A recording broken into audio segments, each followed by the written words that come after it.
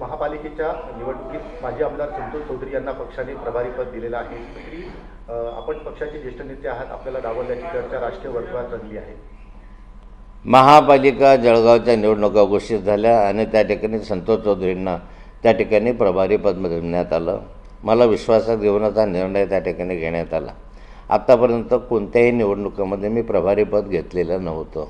अगदी विधानसभा झाल्या, लोकसभा झाल्या किंवा अन्य नगरपालिकांच्या झाल्या, माझ्या प्रकृतीच्या कारणास्तव मी प्रभारीपद वगैरे स्वीकारलेलं नाही.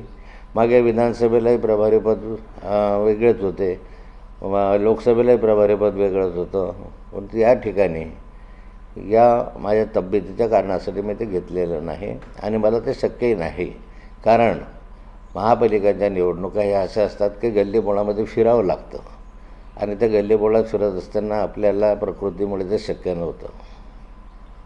एकीकडे अशी चर्चा आहे की कुठेतरी मुक्ताईनगरमध्ये पराभव झाला, त्यामुळे कुठेतरी पक्षाने जे आहे संतोष चौधरींना यांना प्रभारी पद दिलं. हे मुक्ताईनगरला राष्ट्रवादी काँग्रेस उभीच नव्हती, त्यामुळे पराभव झाला कुठला शोध लावला तुम्ही?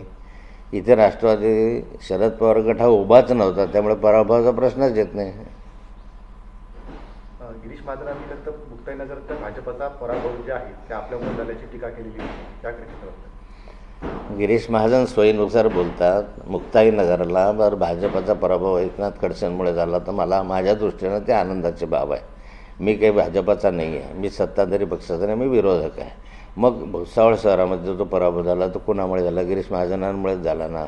मग अन्य ठिकाणी मग चोपड्याला भाजप आले नाही, यावलला भाजप आलं नाही, भडगावला नाही, पारोळ्याला नाही, पाचोऱ्याला नाही, भुसावळला नाही, अनेक ठिकाणी भाजपात आता पराभव झाला. या पराभवाला जबाबदार कोण? ज्यांनी ही जबाबदारी घेतली तेच जबाबदार असतील की नाही? दुसरा युती संदर्भात संतोष चौधरी यांनी म्हटलं आहे, भाजपा सोडून सर्व पक्षाची आम्ही युती करू आणि निवडणूक लढू असं महानगरपालिकेमध्ये संतोष चौधरीने म्हटलं तर योग्य आहे. सर्वांनी एकत्र राहून जर भाजपच्या विरोधात उमेदवार उभे केले तर आपल्याला निवडणुकीच्या यशापर्यंत जाणं शक्य होईल. म्हणून सर्वांनी एकत्रित यावं, एकत्रित जागा वाटप करावं, 2 पावलं कोणी मागे जावं, 2 पावलं कोणी पुढे जावं आणि त्या दृष्टिकोनातून निवडणुका पार पाडाव्या.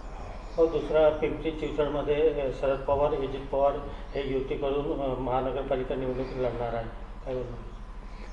स्थानिक स्वराज्य संस्थांच्या निवडणुका ह्या फार म्हणजे ज्याला आम्ही म्हणतो की अशा रीतीनं निवडणुका लढवल्या जात नाही की जे पक्ष असतात.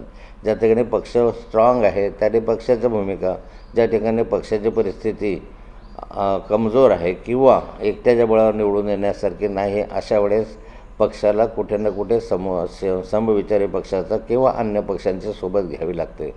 या ठिकाणी पुणे, पिंपरी चिंचवड, सोलापूर वगैरे महानगरपालिकांमध्ये जो निर्णय शरद पवार राष्ट्रवादी काँग्रेस पक्षाने घेतलेला आहे तो यासाठी घेतलेला आहे की अजितदादा वगैरेंचा प्रभाव त्या ठिकाणी आहे. अजितदादा भाजपबरोबर नाही आणि त्यामुळे त्या ठिकाणी घेत असलेला निर्णय मला वाटतं योग्य आहे असं वाटतं.